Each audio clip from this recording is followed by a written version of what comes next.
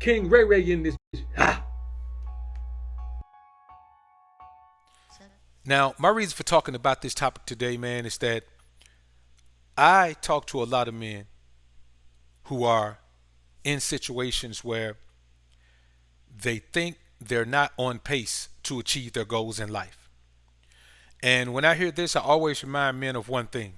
Steve Harvey is probably close to worth $100 million right now. He didn't have enough money and credit to buy his first car in his name until he was 38 years old. Now he's up in his 60s. But he's been getting money for, almost 20 years now. So that was his turning point at 38. Don't always think that you're supposed to have everything when you're young, because when you look around and you look at the billionaires, of course, how many of us plan to be billionaires? I mean, we can strive for it, but that's a tough road. But to be well off, to be wealthy, most of those men are in their 60s. Most of those men were in their 40s, 50s, or 60s when they got rich like that. So don't be so quick to get down on yourself because you had to go through the growing pains of life. You're going to go through the growing pains of life. We're all going to go through the growing pains of life. Fear of failure is non-existent. There is no such thing as fear of failure. Fear of failure is fear of trying and accepting suboptimal effort. You can't fail if you try.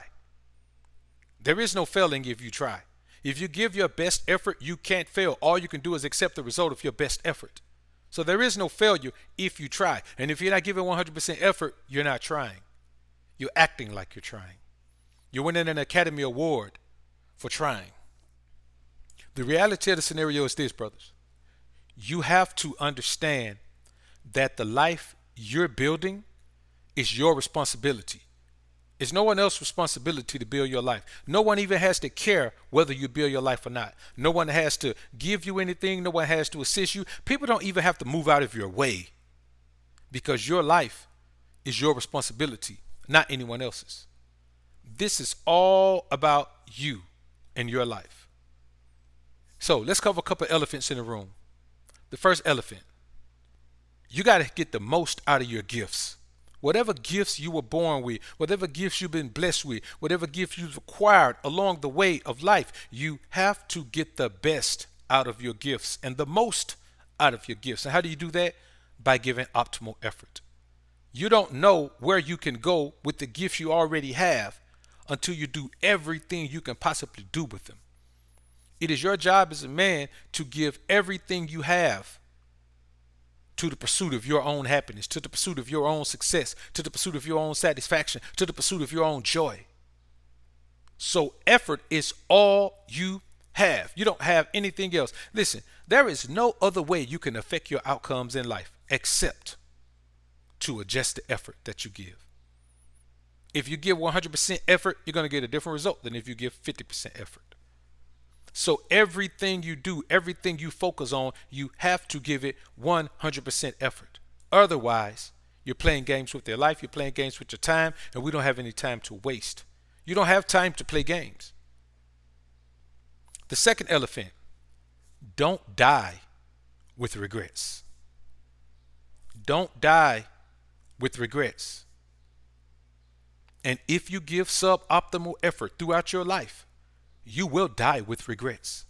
You will be on your deathbed thinking of all of the things you could have, would have, should have done.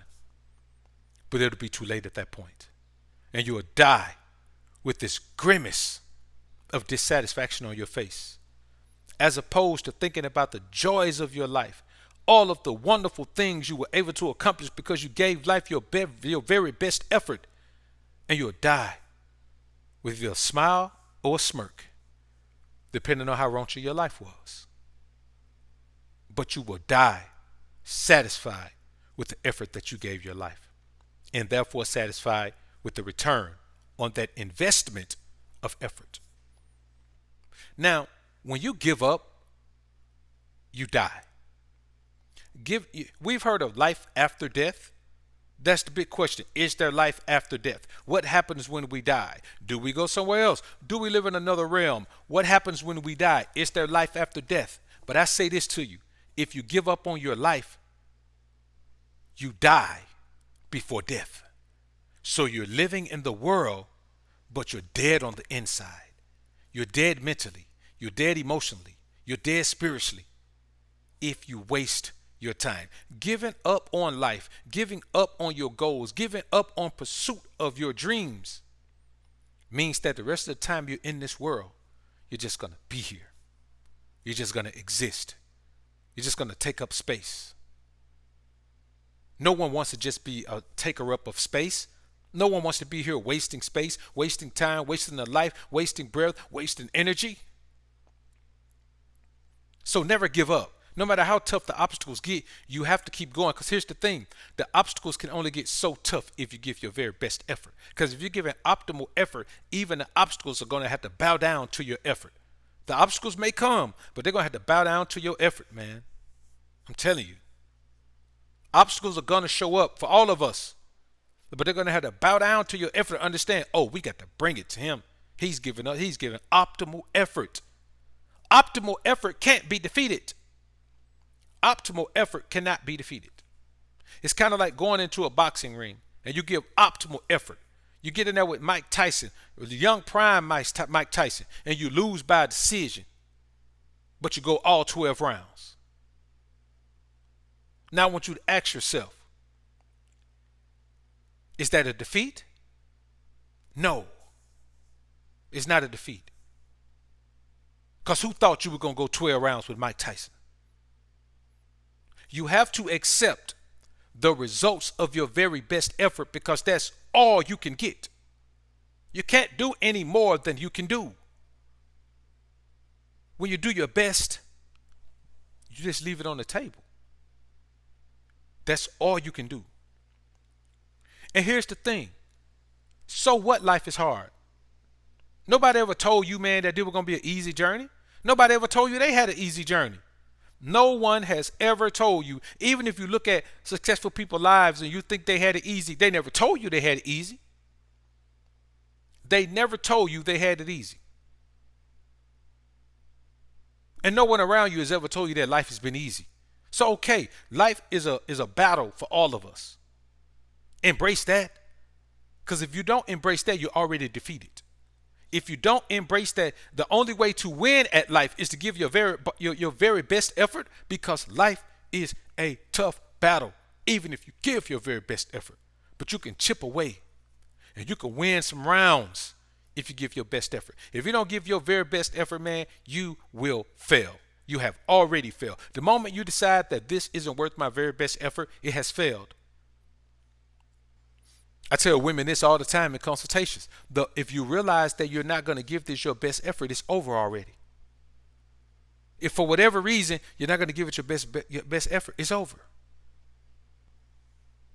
If you know for a fact you're not getting a man's best effort to be the man he's supposed to be, the man he said he was, the man he swore he was going to be, the man that he knows God wants him to be, then it's over. I tell brothers the same thing.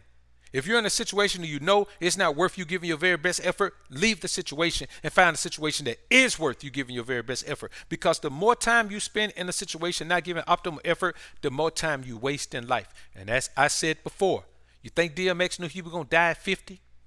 You think Black Rob knew he was going to die at 50? You think Prince knew he was going to die at 50? You think Michael Jackson knew he was going to die at 50? You think Whitney Houston knew she was going to die at 50? Do you think people know when they're going to go? No. So how do you think you got time to waste doing something you don't even want to win at? How you going to waste your time doing something you don't even want to be successful at? Somebody was talking to me the other day, man. I had a consultation the other day, man, and home was trying to decide, man, if what he was doing is what he wanted to do. And he finally decided that that's what he wanted to do, but he was letting the pressure of society, the pressure of expectations, the fact that, you know, that he was giving optimal effort in other areas make him think that this wasn't the area he's supposed to be in. Well, you got to give optimal effort in every area of life. Let me tell you something. When I'm in the studio recording a song, man, it can be the smallest thing that y'all wouldn't even notice. It could be the smallest thing. But if I hear it in there, we could already be in the mix. If I hear it in there and I say that word needs to be changed, this word will fit better, I'm going to go back in there and I'm going to change that word. You know why? Because that way I'm not going to live with the regret of knowing that I could have made that better. That one word change makes everything flow more fluid. You guys probably wouldn't notice it, but if I let you hear both side by side, you would. Well, see, I heard both side by side, so I know. So you got to put your best effort, the most optimal effort you have is what you have to put forth, man.